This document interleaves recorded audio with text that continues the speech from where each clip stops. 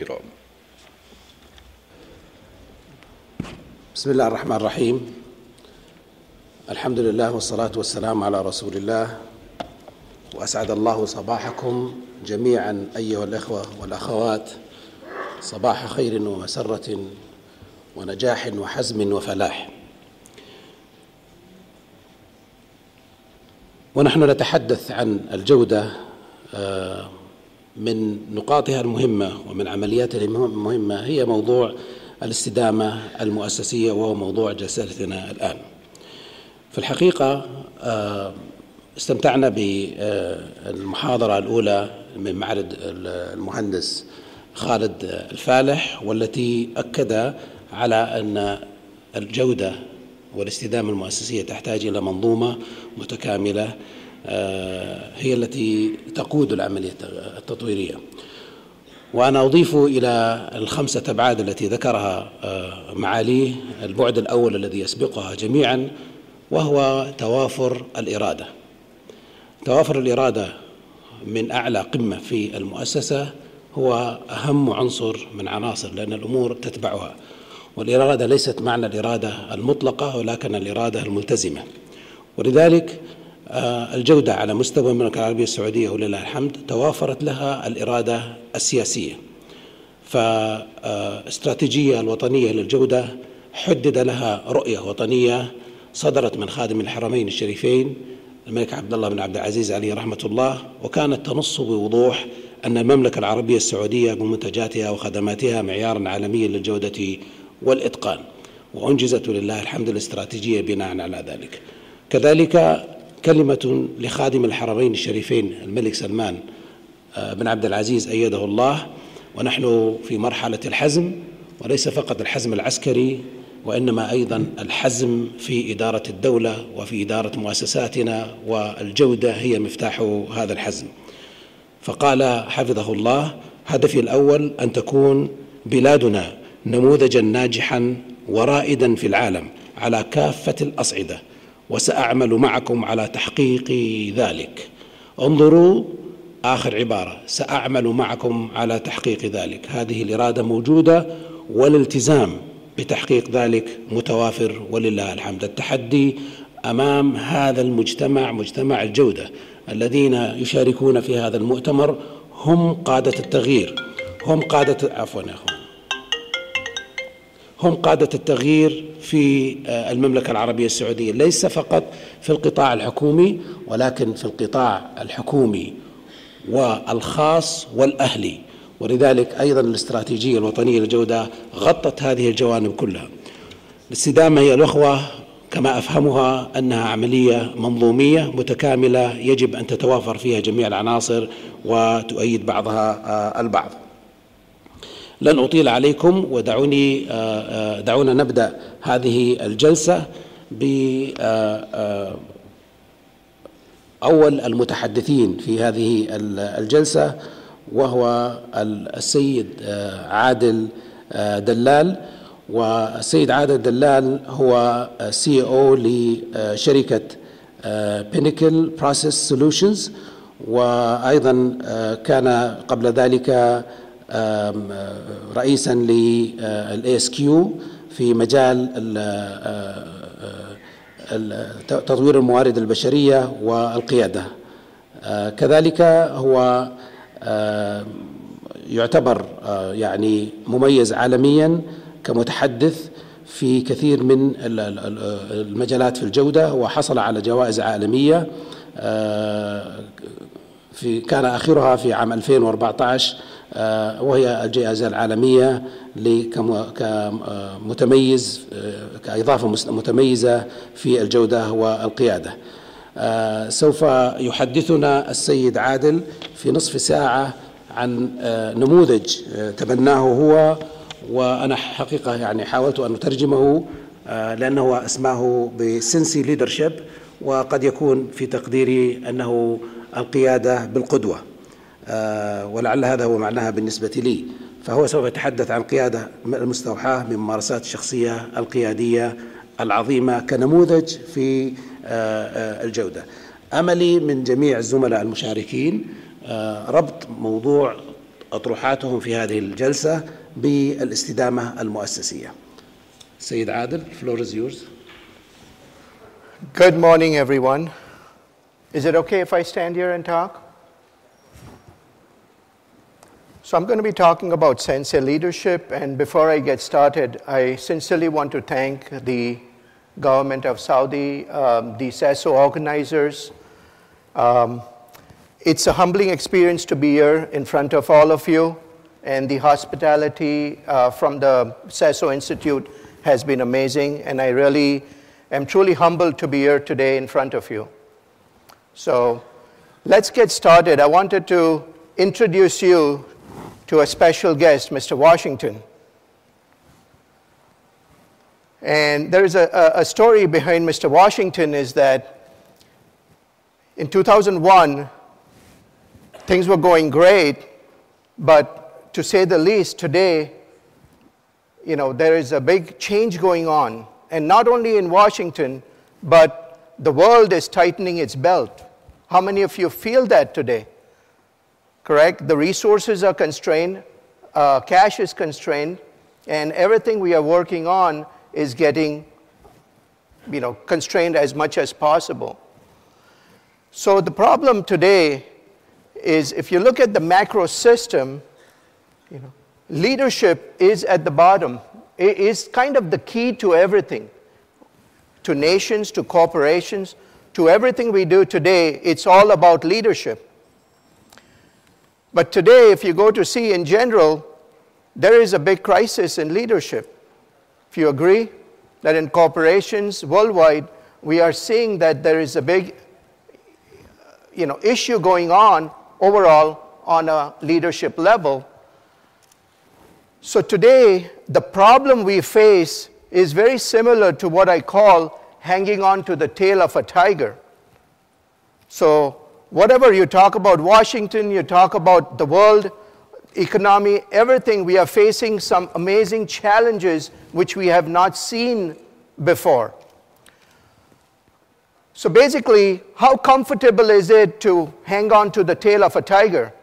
Is it a comfortable position to be as a leader? You're constantly in danger of being attacked. Would you agree? So you're constantly at risk versus the approach of riding a tiger. So riding a tiger is, obviously, you have to tame the tiger first, then get on the tiger. There is still a sense of anticipation and anxiety, but it's a good position to be because you can lead the tiger rather than it attacking you every time you try to do something. So the question is, where are we today? Where do you want to be as a leader? Also, which of these two models is sustainable? Do you want to always daily be in this position where you're chasing the tail of a tiger? That is very stressful. Would you agree? Also, which is more innovative? It is obviously more innovative to be able to tame a tiger and ride the tiger. That is where innovation is. So Mr. Steve Jobs said it best. He said, innovation distinguishes between a leader and a follower.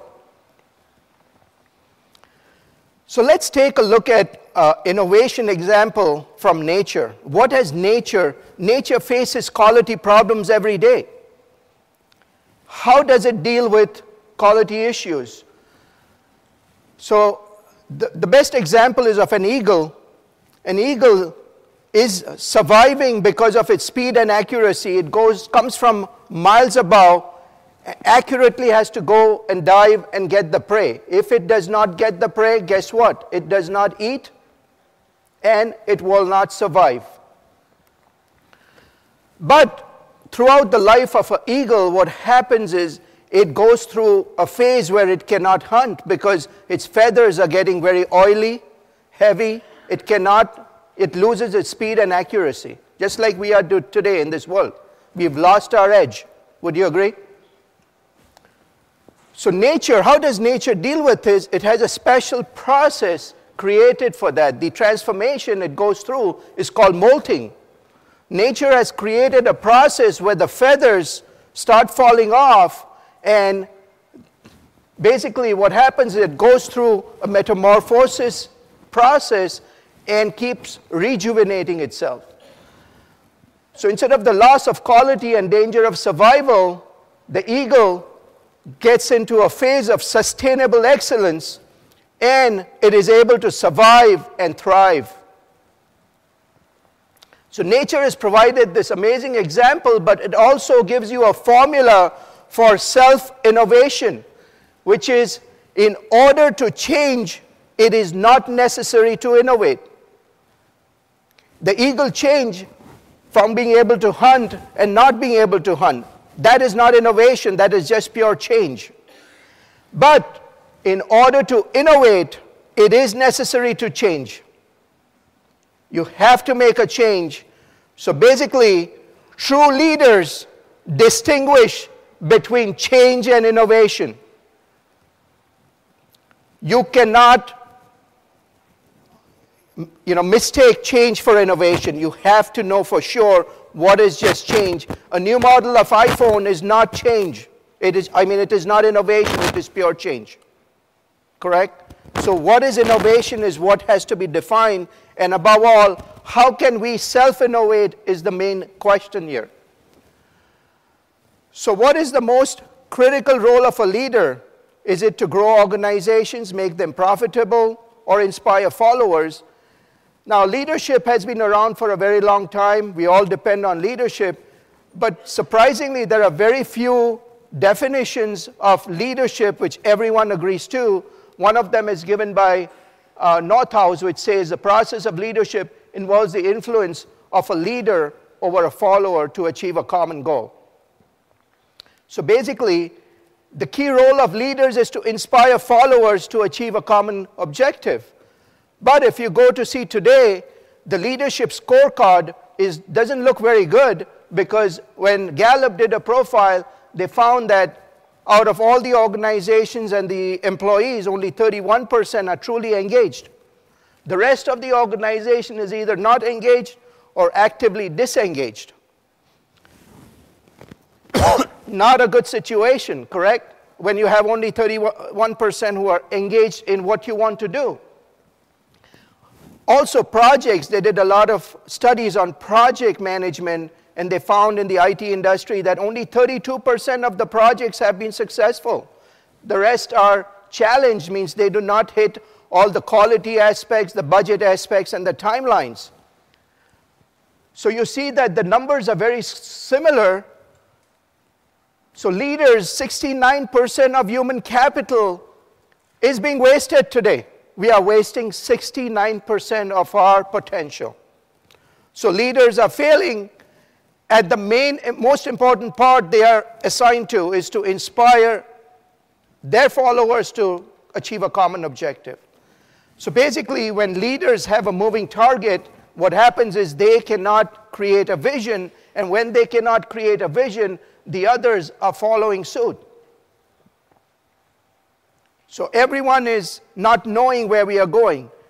Is there a surprise where the world is headed? I am not surprised. I mean, these are exceptions too. There are wonderful leaders in the world. We do have those. And we need to get inspired by some of the leaders who are truly able to inspire their followers to realize a common objective. So let's go back to the basics. In order to solve a problem, you always want to go to the foundation. Back to the basics. What is leadership? Is it an action, a behavior, a skill set, or a mindset? To me, leadership is a mindset. Leadership is purely a mindset. No matter what your title is, no matter what you are doing, every human being is a leader. They are a leader of their own life, and it is a mindset they create, whether they want to manage their life, manage their organization, or lead it.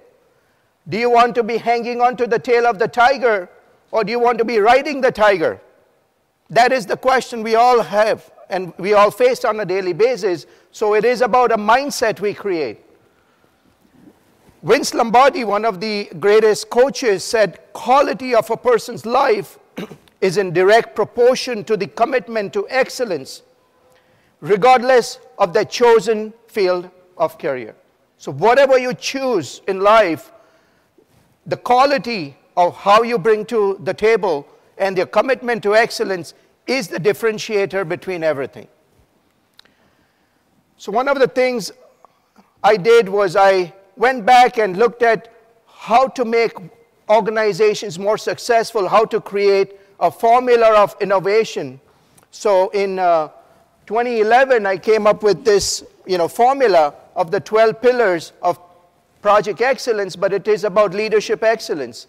And basically, I talk about the people, processes, and strategy. What is happening today is people are picking and choosing different tools to use. What I tried to do is take leadership, lean, and project management and give it a formula of excellence. Whoever can use it can have a very step-by-step approach to innovating leadership and operational excellence. This book was accepted as a leadership body of knowledge by the ASQ Human Development Leadership Division. And the foundation of this is also theory, case studies, and assessments. So you can have self-assessment of where you are standing today and where do you want to go. So leadership is a mindset of excellence. Excellence is a mindset built on the foundation of precision, perseverance, and passion. All 3 P's are very critical.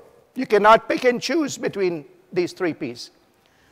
And the 12 pillars are designed to provide a very practical blueprint to convert the skill set of leadership into a permanent mindset of excellence. So what you want to do is, it is not a temporary phase. You have to have a permanent mindset there. So what we want to do is create a novel mindset, and that is what I call a sensei leadership. That is a different model. It is beyond a leadership model. Because if leadership was successful, we would not be facing this crisis.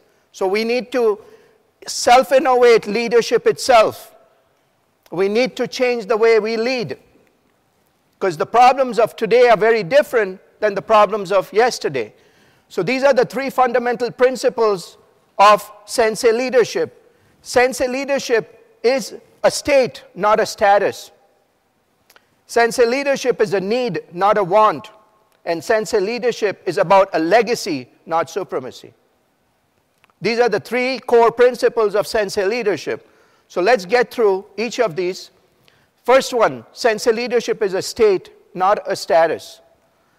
So Socrates said, in Italian, but let me translate. He said, know thyself. Mr. Socrates said, know thyself.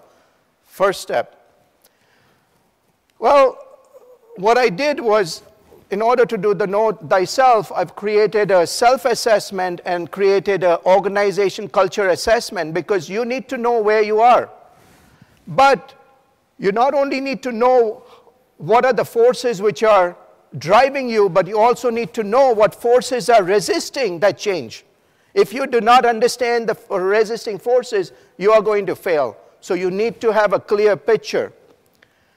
So basically, allows you to, and you can also create a plan of going from a mindset of a manager to a mindset of a sensei leader. Again, this is not about titles. This is about your mindset. So one of the things, I sometimes disagree with great people, and Mr. Socrates, I said, Mr. Socrates, I really like what you're saying, but I think you're only half right. There is no sense in knowing thyself if you cannot innovate thyself. So the basic idea is, first know thyself and then you go innovate yourself. That is the whole idea. If you fail in the second part, just knowing yourself doesn't help you or doesn't help the world. So we need to do that. So the distinction I make of the focus of sensei leaders, if you look at on the left, I'm not going to go through all of them, but the key thing is sensei leaders focus on creating a vision for the organization or for the area they are managing or leading. They focus more on the people rather than on the organization and structure. They are the innovating force of the organization versus just administering. They are risk, they go for risk, but they do the math. They know what risk to take, but they are never risk averse, because that's where the fruit is always at the end of the branch. If you do not go and reach out to the end of the branch, you are failing as a leader. So risk taking is very important for leaders. So let's talk about how do we go from this mindset to this mindset. So what I've done is I've created 5 powers of great leaders. The 5 powers are power of delegation, power of dynamic leadership, power of visualization. We had a workshop yesterday on this whole power, and then power of lean thinking, and one of the most important power is the power of humility. So these are the 5 keys to making that mindset change between manager to a sensei leader. So let's look at the first power, power of delegation. President Roosevelt said it best. He said, the best executive is one who has sense to pick good people to do what he wants done. But that's only half of it. The other half is the most critical, and self-restraint enough from meddling with them while they do it. So you give them the responsibility to do it, but you keep the authority, you keep the final responsibility for that project or for whatever you do. But they do have the authority to make the decisions. And this has to be genuine. Delegation is one of the most difficult things I had to do. When I was running smaller projects, it was very easy to do everything on my own. But as I was running acquisitions and major projects, it is impossible to do everything on your own. The hours in the day are not enough. So you have to learn to delegate. It was the most scariest thing I did. I had to be out there trusting others with my career. It is not easy. But that is when you make that shift from a manager to a leader. If you cannot do that, you will always be managing things. You will never be able to lead people.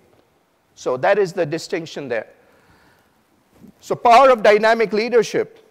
So, I teach leadership around the world. I ask people, what is your style of leadership? And they give me different answers, autocratic, transformational.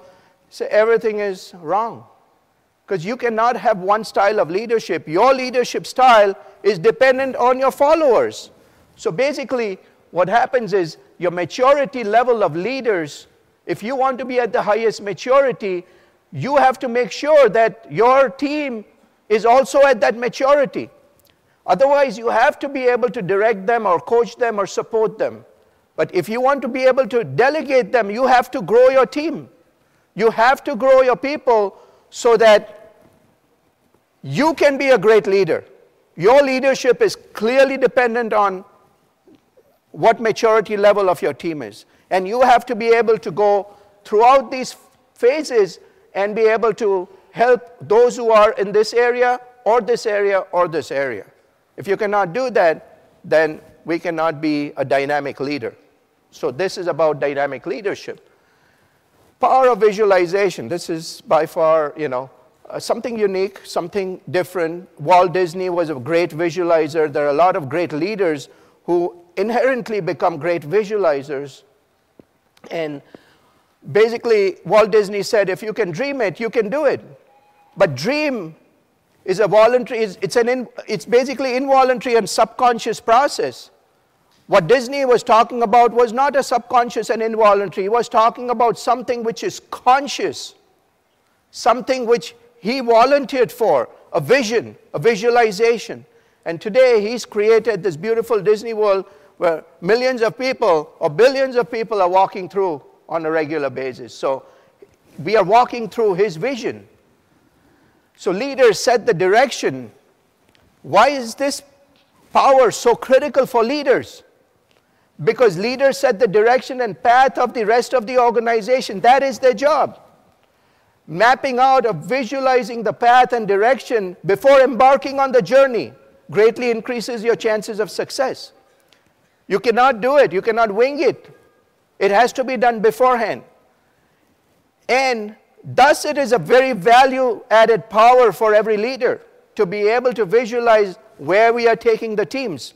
The blindfolds will come off, and you will be able to lead very confidently ahead. So who uses visualization? Nobel Prize winners. Some of the greatest discoveries on this planet have been done because of visualization. Einstein used something called thought experiment.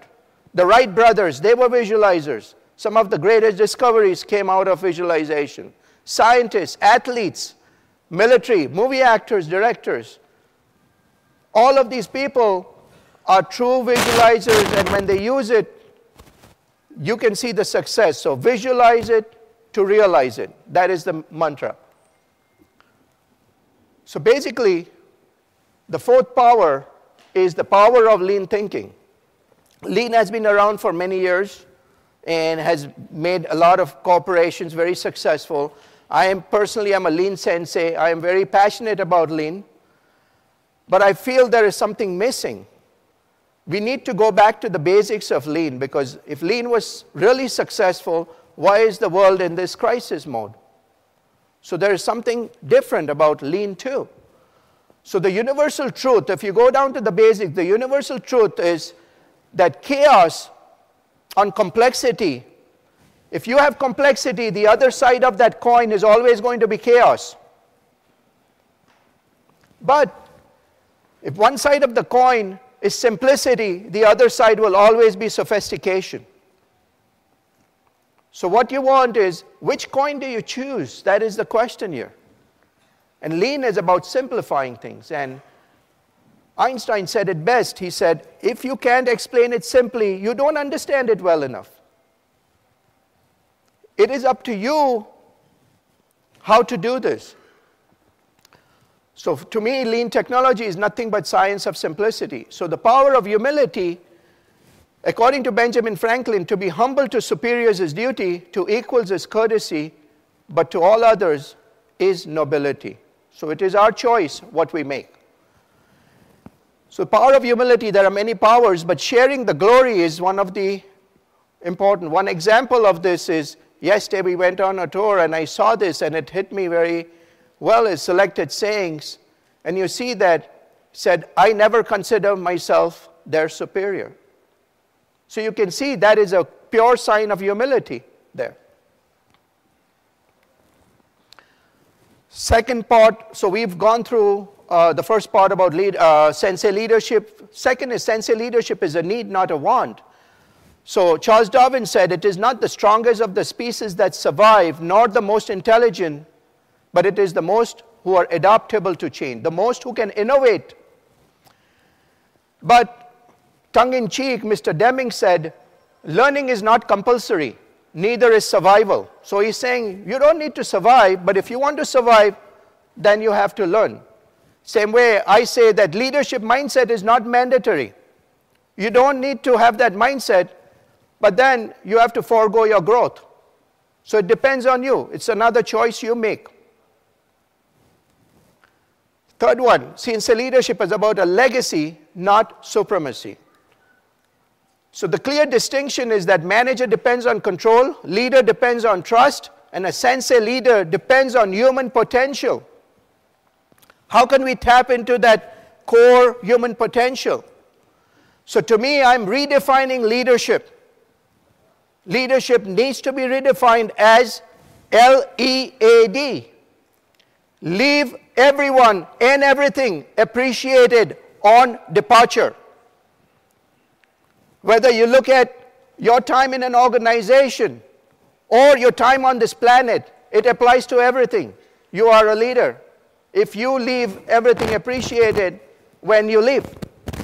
Because we are all going to leave. That is the fact. So how you leave things behind is the most important thing. So basically the foundation, sensei leadership is the foundation of leadership innovation. And it is just the beginning.